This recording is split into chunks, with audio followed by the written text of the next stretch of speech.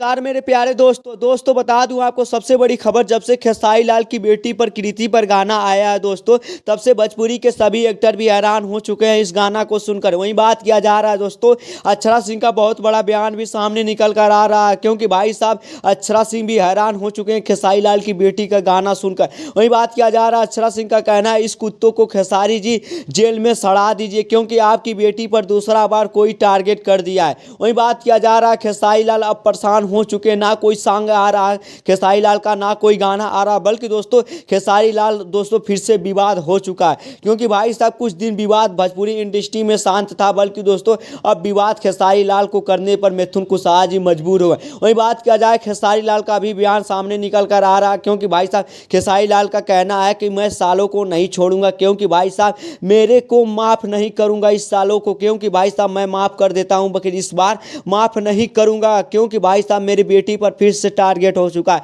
आप लोग बताइए, क्या खेसारी लाल की बेटी पर गाना गाकर सही किए हैं, गलत कीजिए हैं, कमेंट में जरूर बताइएगा। और नए तो मेरे चैनल को यार सब्सक्राइब कर लो ऐसे अपडेट पाने के लिए। मिलते हैं अगले नेक्स्ट वीडियो में, तब तक के लिए जय हिंद जय भारत।